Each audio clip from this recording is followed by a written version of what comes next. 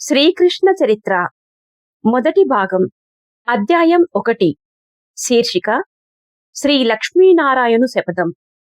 రచన నిర్మలం అనే శ్రీ అజ్జరపు వెంకటరావు. సంపాదకత్వం శ్రీమతి పప్పు శాంతాదేవి. సమర్పణ సౌభాగ్య నిర్మలం ఫౌండేషన్, న్యూఢిల్లీ. స్వరం సమ్మెట ఉమాదేవి.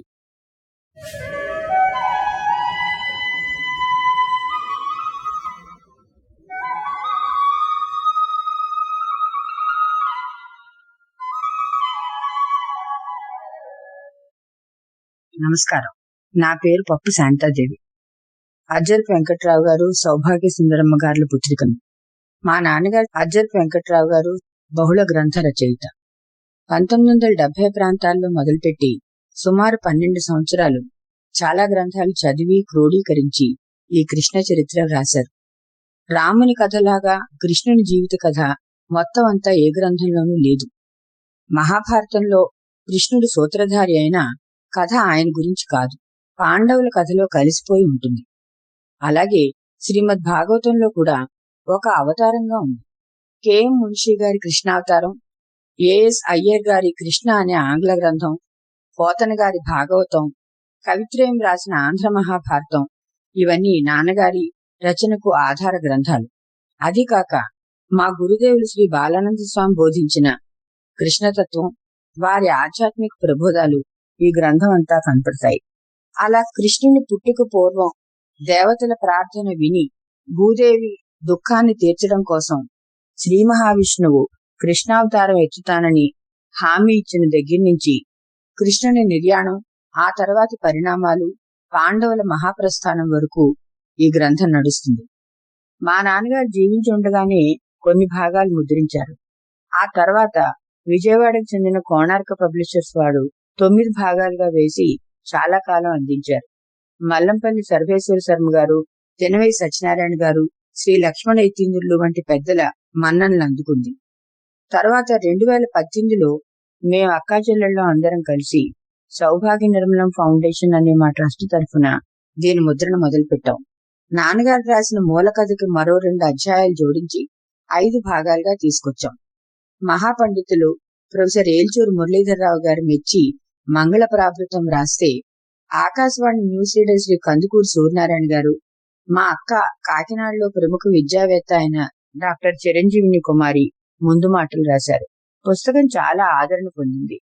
ఈ గ్రంథం ప్రతి తెలుగు గడపకు చేరాలని, శ్రీకృష్ణ తత్వం అందరికీ తెలియాలని, ఆ మహానుభావుడు ప్రతిపాదించిన జీవన విధానం జనజీవన విధానం కావాలని మా నాన్నగారి కోరిక. ఈ రోజుల్లో నవతరంలో చాలా మంది తెలుగు చదవలేకపోతున్నారు. కొందరు చదవగలిగినా వారికి తీరిక లేదు. కొందరు వయోధికులు పుస్తకాలు చదవలేరు. అందుకే శ్రీకృష్ణ చరిత్రను ఒక ఆడియో గ్రంథంగా తీసుకొస్తే అందరూ విని ఆనందిస్తారని, వీలైనప్పుడు వింటారని అనుకుంటూ ఉంటే నా స్నేహితురాలు ప్రసిద్ధ రచయిత్రి శ్రీమతి సమ్మెట ఉమాదేవి గారు ఉత్సుకత చూపించారు. అధరం మధురం, వదనం మధురం, నయనం మధురం, హసితం మధురం, హృదయం మధురం, గమనం మధురం, చరితం మధురం, మధురాధిపతి జీవనమే మధురం.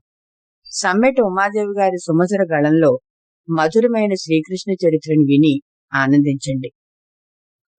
శుద్ధ బ్రహ్మ విచారసార పరమాద్యాం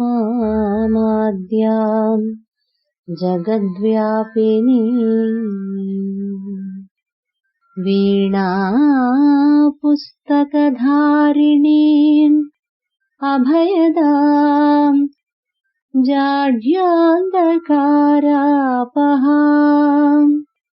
హస్తే స్ఫటికమాలికాం విదదతి పద్మాసనే సంస్థితాం వందే తాం పరమేశ్వరీం భగవతీం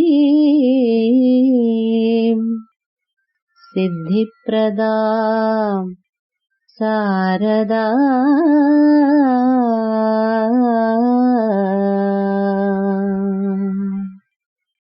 ఓం పరంధామ పరాత్పర ఆదిదేవ జగన్నివాస జగదాధర, జగద్రక్షక, సర్వాంతర్యామి నమో నమః.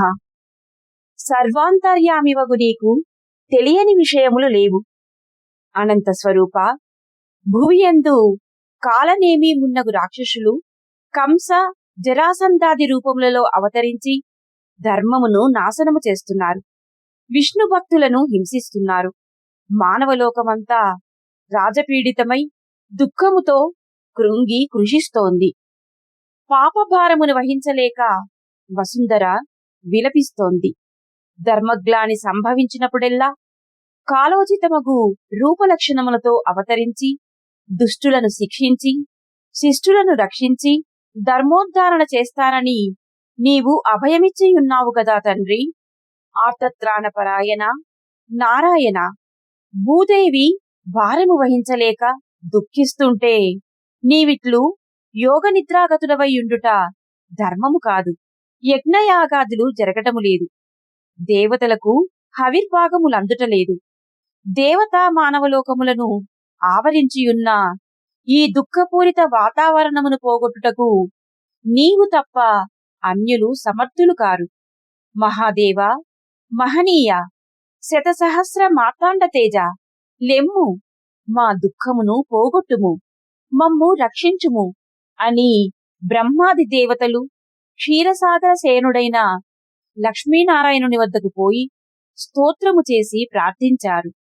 కరుణామయుడైన కమలనాభుడు కనులు విప్పి చూచాడు.